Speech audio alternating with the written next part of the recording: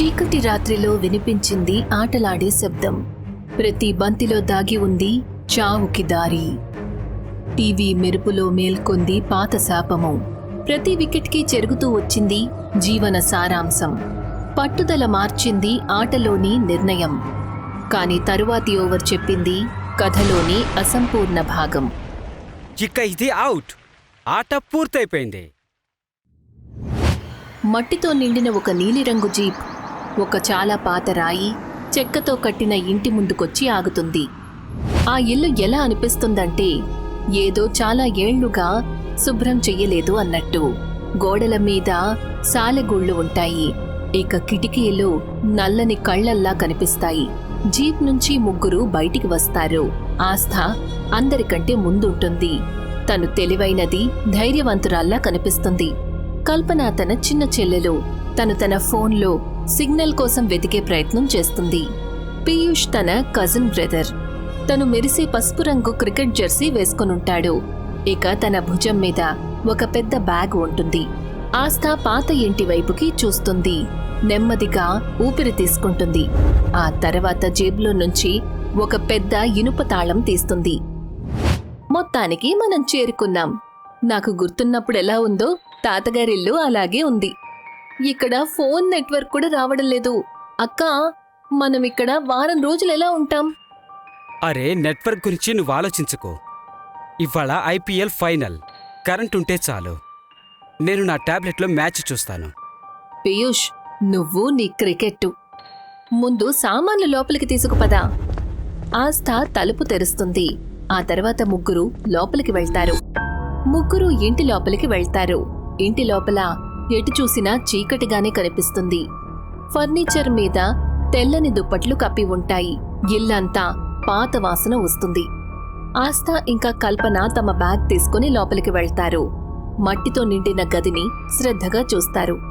పీయూష్ పరిగెత్తుకుంటూ గదిలో ఒక మూలకు వెళ్తాడు. తను ఒక పెద్ద పురాతనమైన టీవీ మీద నుంచి దుప్పటిని తీస్తాడు. ఇది 1990కి చెందిన ఒక పెద్ద డబ్బా లాంటి టీవీ. చూడండి, పాత డబ్బా టీవీ. తాతగారు దీన్ని పారేసుంటారని అనుకున్నాను. పీయూష్, ఇది పనిచెయ్యదు. చాలా పాతది కదా. ప్రయత్నం చేయడంలో తప్పే ఉంది. ఒకవేళ ఇది పనిచేస్తే మ్యాచ్ చూస్తే చాలా బాగుంటుంది. ముగ్గురు ఇంటి లోపల చూస్తూ ఉంటారు. అప్పుడే ఉన్నట్టుండి తలుపుని ఎవరో కొట్టినట్టనిపిస్తుంది. ఎవరో వచ్చినట్టున్నారు. బహుశా ఊరు నుంచి ఎవరైనా మన కోసం వచ్చుంటారు. ఆస్థ తలుపు దగ్గరికి వెళ్తుంది. దానిని తెరుస్తుంది. తలుపు దగ్గర కవిత నిలబడి ఉంటుంది. తను ఊర్లో ఒక అమ్మాయి. తను మామూలు బట్టలు వేసుకొనుంటుంది. తను చాలా కంగారుగా కనిపిస్తుంది. తన చేతుల్లో ఒక చిన్న పళ్ల బుట్ట ఉంటుంది. కాని తన చేతులు వణుకుతూ ఉంటాయి. తను మళ్ళీ మళ్ళీ వెనక ఊరి దారి వైపు చూస్తూ ఉంటుంది. మీరు ఇక్కడ ఉండటానికొచ్చారా? మీరు పట్నం నుంచి వచ్చారా? నా పేరు ఆస్థ. ఇది మా తాతగారిల్లు. మీరెవరు? నా పేరు కవిత. నేను పక్కింట్లో ఉంటాను. మా అమ్మ ఈ పళ్ళు పంపించింది. కానీ నా మాట వినండి. ఇవాళ రాత్రికి మీరు ఇంటి లోపలే ఉండండి. కల్పన తలుపు దగ్గరికి వస్తుంది. ఎందుకు? ఇక్కడ జంతువులేవైనా ఉన్నాయా? జంతువులు కాదు. ఎప్పుడైతే ఊర్లో నిశ్శబ్దంగా ఉంటుందో అప్పుడు పాత గొంతులు తిరిగి వస్తాయి. ప్రత్యేకంగా మైదానంలో మెరుపు మెరిసినప్పుడు. దొరికింది, కేబుల్ వైర్ దొరికింది. పీయూష్ గొంతు వినగానే కవిత మొహం వెలవెలబోతుంది. ఒకవేళ మీరు టీవీ చూస్తే జాగ్రత్తగా ఉండండి. ఇక్కడ టీవీ ఏదైతే చూపించాలనుకుంటుందో కేవలం అదే చూపిస్తుంది. కవిత మాటల్లో ఒక విచిత్రమైన రహస్యం కనిపిస్తుంది. ఆ మాట చెప్పి తను పళ్లబుట్టను తలుపు దగ్గర పెట్టి అక్కడ్నుంచి వెళ్ళిపోతుంది. అరే విను, హలో. సరే వదిలే అక్క, బహుశా పిచ్చిదేమో. ఆస్థ నెమ్మదిగా తల ఊపి అంగీకారాన్ని తెలుపుతుంది. తను కాస్త కంగారుగా కనిపిస్తుంది. కాని విషయాన్ని అక్కడే వదిలేస్తుంది. ఇక రాత్రైపోతుంది. సూర్యుడు అస్తమిస్తాడు. ఊరంతా దట్టమైన చీకటితో నిండిపోతుంది. పీయూష్ పాత టీవీని సరిచేస్తాడు. తను నేల మీద కూర్చుని ఉంటాడు. తన చేతుల్లో టిఫిన్ ప్లేట్ ఒకటి ఉంటుంది. ఆస్థా ఇంకా కల్పన పాత సోఫాలో కూర్చునుంటారు. పీయూష్ టీవీ నాబ్ని తిప్పుతాడు. స్క్రీన్ మీద కదలిక కనిపిస్తుంది. తెల్లని నల్లని గీతలు వేగంగా అటూ ఇటూ కదులుతాయి. ఆ తర్వాత నెమ్మదిగా ఒక ఫోటో కనిపిస్తుంది. అది ఒక క్రికెట్ మైదానం. కానీ ఏదో విచిత్రంగా అనిపిస్తుంది. గడ్డి పచ్చగా లేదు, ఎండిపోయినట్టుగా కనిపిస్తుంది. ఆటగాళ్లెలాంటి జెర్సీ వేసుకుంటారంటే వాటి మీద పేర్లుండవు. దర్శకులు కూడా సంతోషంగా లేరు. వాళ్లు పూర్తిగా మౌనంగా కూర్చుని ఉంటారు, ఏదో రాతి విగ్రహాల్లాగా. ఇదేం ఛానల్ అసలు? రంగులెందుకంత విచిత్రంగా ఉన్నాయి? బహుశా సిగ్నల్ బలహీనంగా ఉందేమో. కానీ చూడు, ఇది చెన్నై ఇంకా ముంబై మ్యాచ్లా ఉంది. కానీ స్కోర్ బోర్డ్ చూడు, ఏం రాసుంది? స్క్రీన్ కింద వస్తున్న స్కోర్ బోర్డ్ మీద రాసి ఉంటుంది, వికెట్ ఈక్వల్ టు జీవితం. ఇదేవైనా జోక్ అయి ఉంటుంది, ఏదైనా సినిమాకి యాడ్ అయి ఉంటుంది. ముగ్గురు అది చూసి ఆశ్చర్యపోయి జిజ్ఞాసకు గురవుతారు. కాసేపట్లో మ్యాచ్ వేగంగా ముందుకు సాగుతుంది. స్క్రీన్ మీద ఒక బౌలర్ పరిగెత్తుకుంటొస్తాడు. అతను చాలా పొడవుగా కనిపిస్తాడు. అతని టోపీ నీడలో అతని మొహం దాగి ఉంటుంది. అతను బంతిని విసురుతాడు. బ్యాట్స్మ్యాన్ మిస్ అవుతాడు. ఇక స్టంప్ గాలిలోకి ఎగురుతుంది. అవుట్! అవుట్! చాలా అద్భుతమైన బాల్ ఇది. అదే సమయంలో కిచెన్ వైపు నుండి గట్టిగా ఏదో పడిన శబ్దం వినిపిస్తుంది. ఆడపిల్లలిద్దరూ కూడా కంగారు పడతారు. పీయూష్, లే, చూడు కిచెన్లో ఏం పడిందో. పీయూష్ కిచెన్ వైపుకి వెళ్తాడు. ఎప్పుడైతే తను లోపలికి వెళ్తాడో తను చూస్తాడు, నేల మీద ఒక పెద్ద మట్టి కుండ పడిపోయి ఉంటుంది. కాని అక్కడ గాలి లేదు, పిల్లి కూడా కనిపించదు. కిటికీలు కూడా మూసే ఉంటాయి. అంతలో కల్పన ఇంకా ఆస్థా కూడా అక్కడికి చేరుకుంటారు. ఇది దానంతటదే ఎలా పడింది? పీయూష్ నేల వైపుకి చూస్తాడు. పగిలిపోయిన కుండ ముక్కల వైపుకి చూపిస్తాడు. మట్టి ముక్కల మధ్యలో ఒక చిన్న క్రికెట్ బాల్ పడి ఉంటుంది. అది పాతగా, మురికిగా, తడిగా ఉంటుంది. ముగ్గురు అది చూసి ఆశ్చర్యపోతారు. కాసేపటి తర్వాత ఆస్థా, కల్పన ఇంకా పీయూష్ టార్చ్ తీసుకుని బయటికి వెళ్తారు. వాళ్ళు వేరువేరు దిశల్లో వెతకటం మొదలు పెడతారు. వాళ్ళు తెలుసుకోవాలని అనుకుంటారు, ఎవరైనా వాళ్లతో జోక్ చేస్తున్నారేమోనని. మొత్తం ఊరంతా శాంతంగా ఉంది. వేరే ఇళ్లల్లో కూడా ఎక్కడా ఎలాంటి వెలుగు కనిపించలేదు. ఉన్నట్టుండి ఆస్థా చూస్తుంది. కవిత తన వైపుకి పరిగెత్తుకుంటూ వస్తుంది. తను ఏడుస్తుంది. అది చూసి పీయూష్ ఇంకా కల్పన కూడా వెంటనే అక్కడికి వస్తారు. మొదలైపోయింది, మా పాప పడిపోయారు. ఎప్పుడైతే టీవీలో వికెట్ పడిందో ఆయన వాకిట్లో పడిపోయారు. ఆయన శరీరం రాయిలాగా చల్లగా అయిపోయింది.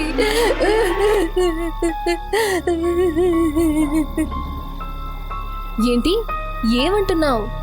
టీవీకి మీ బాబాయ్కి ఏంటి సంబంధం? ఈ ఊర్లో ఒక శాపం ఉంది. ఈ ఊరి వాళ్ళు ఎన్నో ఏళ్లుగా మ్యాచ్కి బెట్లు కట్టేవాళ్ళు. ఒక రోజు అంతా మారిపోయింది. ఒక ఎంపైర్ తప్పుడు నిర్ణయం వల్ల ఈ ఊరి ఆటగాడు ఆయుష్ ఓడిపోయాడు. ఇక ఊర్లో అందరూ ఆ కారణంగా బెట్టు ఓడిపోయారు. అందరూ ఆ ఓటమిని తట్టుకోలేకపోయారు. వాళ్ళు ఆయుష్ని తన ఇంట్లోనే ప్రాణాలతో కాల్చేశారు. ఇక అప్పటి నుంచి ఇక్కడ తను ప్రతి మనిషిని చంపుతాడు ఎవరైతే క్రికెట్ చూస్తారో. నేనిదంతా నమ్మను. ఇదంతా మూఢనమ్మకం. అప్పుడే ఇంట్లో నుంచి టీవీ శబ్దం వినిపిస్తుంది. మ్యాచ్లో కూర్చుని ఉన్న దర్శకులు ఉన్నట్టుండి అరుస్తారు. అది సంతోషంగా అరిచేది కాదు, నిజానికి బాధతో అరిచిన అరుపు అది.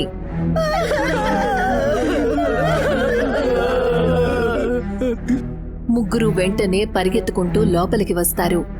ఇప్పుడు టీవీ స్క్రీన్ చాలా మెరుస్తూ ఉంటుంది. దాని వెలుగు విచిత్రంగా ఉంటుంది. స్క్రీన్ మీద ఆ పొడవైన బౌలర్ తన రన్ స్టార్టింగ్లో నిలబడి ఉంటాడు. అతను తిన్నగా ఎదురుగా ఉంటాడు. అతను వీళ్ళని చూస్తున్నట్టు అనిపిస్తుంది. ఇప్పుడు స్కోర్ బోర్డ్ మీద రాసుంటుంది. వికెట్స్ తీసుకున్నది 1. తరువాతి గురి 4వ నంబర్ ఇల్లు. ఆస్థా అక్క, మన ఇంటి నంబర్ ఏంటి? ఆస్థా తలుపు దగ్గర ఉన్నటువంటి పాత చెక్క డోర్ వైపుకి చూస్తుంది. అక్కడ దుమ్ము పట్టేసిన ఒక ప్లేటు ఉంటుంది. దాని మీద నంబర్ 4 అని రాసుంటుంది. పీయూష్, టీవీని ఆఫ్ చేసేయ్ ఇప్పుడే. పీయూష్ వెంటనే టీవీ దగ్గరికి వెళ్తాడు. తను బటన్ నొక్కుతాడు, కానీ ఏమీ లాభం ఉండదు. తను వెంటనే వైర్ను లాగేస్తాడు. అయినా సరే టీవీ ఆన్లోనే ఉంటుంది. స్క్రీన్ ఆఫ్ అవ్వడం లేదు. ఇది కరెంట్ లేకుండానే నడుస్తుంది. ఇదెలా సాధ్యం అవుతుంది? ముగ్గురు ఒకరినొకరు చూసుకొని స్తంభించిపోతారు. గది ఉన్నట్టుండి చాలా చల్లగా మారిపోతుంది. వాళ్ల ఊపిరి గాలిలో కనిపిస్తూ ఉంటుంది. స్క్రీన్ మీద బౌలర్ పరిగెత్తడం మొదలు పెడతాడు. అతని ప్రతి అడుగు ఎలా వినిపిస్తుందంటే వాళ్ల ఇంటి నేల మీద ఎవరో సుతితో కొడుతున్నట్టు. మనం తనని ఆపాలి. ఒకవేళ తర్వాత వికెట్ పడితే అప్పుడు మనలో ఎవ్వరూ బతకరు. పీయూష్, టీవీని పగలగొట్టు త్వరగా. పీయూష్ తన బ్యాగ్లో నుంచి పెద్ద క్రికెట్ బ్యాట్ని తీస్తాడు. తను పూర్తి బలంతో ఆ టీవీని కొట్టడానికి ప్రయత్నిస్తాడు. కానీ బ్యాట్ గాలిలోనే ఆగిపోతుంది. ఏదో అదృశ్య శక్తి దానిని పట్టుకొని ఆపినట్టు. పీయూష్ పూర్తిగా ప్రయత్నిస్తాడు, కానీ తను బ్యాట్ని కదపలేకపోతాడు. నేను కదపలేకపోతున్నాను. ఎవరో నా చెయ్యి పట్టుకున్నారు. టీవీలో బౌలర్ తన పొజిషన్ దగ్గరికి చేరుకుంటాడు. తను బంతిని విసరబోతూ ఉంటాడు. ఆస్థా గదిలో అన్ని వైపులా చూస్తుంది. తనకి తన తాతగారు చెప్పిన ఒక విషయం గుర్తుకొస్తుంది. తను గదిలో ఒక మూలన ఉన్న పాత అల్మరా వైపు చూస్తుంది. కల్పన, సాయం చెయ్యి, ఆ అల్మరాని తెరు. ఆస్థా ఇంకా కల్పన అల్మరా దగ్గరకు వెళ్తారు. వాళ్ళు అల్మరా బరువైన తలుపును తెరుస్తారు. లోపల పాత క్రికెట్ ట్రాఫీస్ ఉంటాయి. అలాగే అక్కడ ఒక చాలా పాత పుస్తకం కూడా ఉంటుంది. ఆస్థా ఆ పుస్తకాన్ని తెరుస్తుంది. అది ఒక డైరీ. ఈ మ్యాచ్ పూర్తి కాలేదు. 1983లో ఒక లోకల్ మ్యాచ్. తాతగారు ఎంపైర్. ఆయన రాంగ్ ఆన్సర్ ఇచ్చారు. ఆ ఆన్సర్ కారణంగానే ఆ ఆటగాడిని ఇక్కడి వాళ్ళు చంపేశారు. ఆ ఆటగాడే ఇప్పుడు తిరిగి వచ్చాడు. అతను తన పగను తీర్చుకోవాలనుకుంటున్నాడు. టీవీలో బంతిని విసరబోతాడు. స్క్రీన్లో బ్యాట్స్మెన్ దాన్ని గట్టిగా కొట్టి పైకి గాల్లోకి ఎగరేస్తాడు. స్క్రీన్లో బాల్ ఆకాశంలో పైకి వెళ్లటం కనిపిస్తుంది. తర్వాత దృశ్యం కిందకు వస్తుంది. ఇప్పుడు ఆ మైదానం ముందులాగా కనిపించదు. అదిప్పుడు స్టేడియం కాదు, అది ఊర్లోక మైదానంగా మారిపోతుంది. బంతి ఇప్పుడు స్క్రీన్లో ఒక ఆటగాడి వైపుకి వస్తుంది. ఆ ఆటగాడు దాన్ని పట్టుకోవడానికి సిద్ధంగా ఉంటాడు. ఒకవేళ తను క్యాచ్ పట్టుకుంటే అప్పుడు వికెట్ పడుతుంది. మనం ఆట నియమాలను మార్చేయాలి. తాతగారు రాశారు, ఆట ఎప్పుడు ఆగుతుందంటే ఎంపైర్ తన నిర్ణయాన్ని మార్చుకున్నప్పుడు. కానీ ఎంపైర్ ఎక్కడున్నాడు? తాతగారు లేరు కదా. ఆస్థా పీయూష్ చేతిలో ఉన్న పాత క్రికెట్ బ్యాట్ ని చూస్తుంది. దాని మీద ఒక సైన్ ఉంటుంది. అది వాళ్ల తాతగారి సైన్. ఆస్థా వెంటనే బిగుసుకుపోయిన పీయూష్ చేతుల్లో నుంచి బ్యాట్ ని తీసుకుంటుంది. అది చాలా బలంగా ఉంటుంది, కానీ తను పూర్తిగా బలాన్ని ఉపయోగించి బ్యాట్ ని లాక్కుంటుంది. ఆ తర్వాత టీవీ ముందు నిలబడుతుంది. మైదానంలో ఏదైతే జరిగిందో అది తప్పు. నేను ఈ ఆటను రద్దు చేస్తున్నాను. స్క్రీన్ మీద బౌలర్ ఉన్నట్టుండి ఆగిపోతాడు. అతను తన తలను తిప్పుతాడు. ఇప్పుడు తన మొహం స్పష్టంగా కనిపిస్తుంది. అది ఒక పుర్రె. దాని కళ్ళు ఎర్రగా మెరుస్తూ ఉంటాయి. తను తన ఎముకల్లాంటి వేలును పైకెత్తి తిన్నగా ఆస్థా వైపుకి చూపిస్తాడు. ఆట అసంపూర్ణం, న్యాయం కావాలి.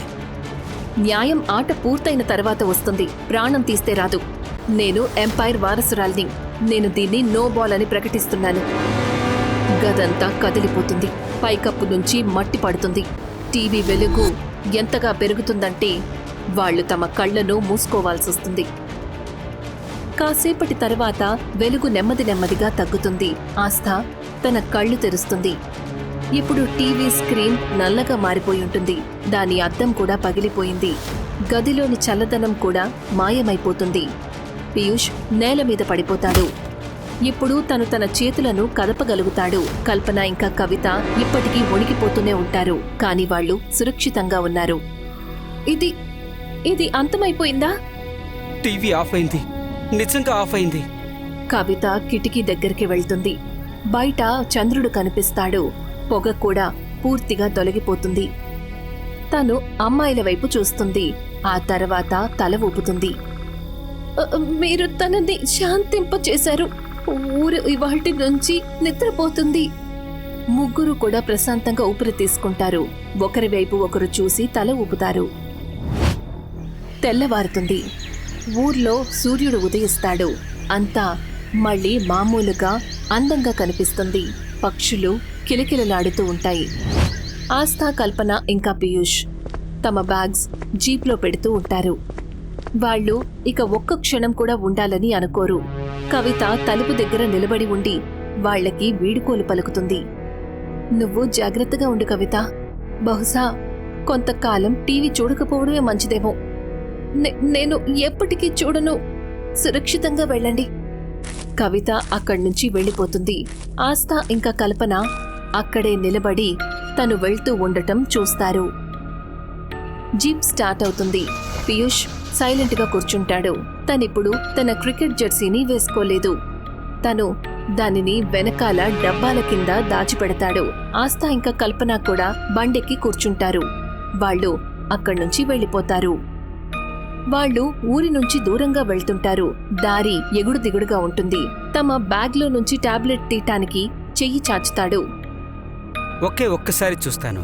నిన్న రాత్రి అసలైన ఐపీఎల్ని ఎవరు గెలిచారు అని న్యూస్ వచ్చే ఉంటుంది కదా. ఆస్థా తన వైపు చూస్తుంది. తను వద్దని చెప్పాలనుకుంటుంది. కానీ తనకి కూడా తెలుసుకోవాలని జిజ్ఞాస ఉంటుంది. పీయూష్ టాబ్లెట్ ని ఆన్ చేస్తాడు. స్క్రీన్ మెరుస్తుంది. తను ఒక స్పోర్ట్స్ యాప్ ని తెరుస్తాడు. పైన రాసి ఉంటుంది, వాతావరణం బాలేకపోవడం వల్ల ఫైనల్ మ్యాచ్ రద్దు చేయబడింది. పీయూష్ చాలా చిరాకు పడతాడు. కింద స్క్రోల్ చేయటం మొదలు పెడతాడు. విచిత్రంగా ఉందే, నిన్న రాత్రి ఎక్కడ కూడా మ్యాచ్ జరగలేదా? మరి మనం ఏం చూసాము? కల్పన వెనక కిటికీలో నుంచి బయటికి చూస్తూ ఉంటుంది. ఇల్లిప్పుడు చాలా దూరంగా ఉంటుంది. తను తన ఫోన్ వైపు చూస్తుంది.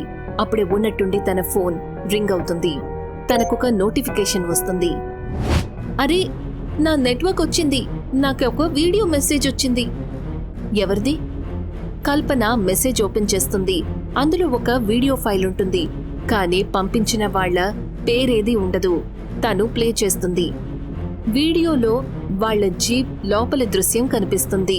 వాళ్ళిప్పుడెలా చూస్తున్నారో అంతా అలాగే కనిపిస్తుంది. కెమెరా వాళ్ల వెనకే ఉంటుంది. వీడియోలో ఒక చిన్నని శబ్దం వినిపిస్తుంది. టీవీలో ఏ కమెంటేటర్ గొంతైతే వినిపించిందో ఇది ఆ కమెంటేటర్ గొంతే. తర్వాతి ఓవర్ ఇంకా మిగిలే ఉంది. ఫోన్ స్క్రీన్ మీద నడుస్తున్న వీడియోలో వెనక సీట్ నుంచి ఒక చెయ్యి నెమ్మదిగా పైకి వస్తుంది. అది ఒక ఎముకలాగా ఉన్న చెయ్యి. ఆ చెయ్యి ఒక క్రికెట్ బాల్ ని పట్టుకుని ఉంటుంది. కల్పన నెమ్మదిగా తన తలను వెనక సీటు వైపుకి తిప్పుతుంది.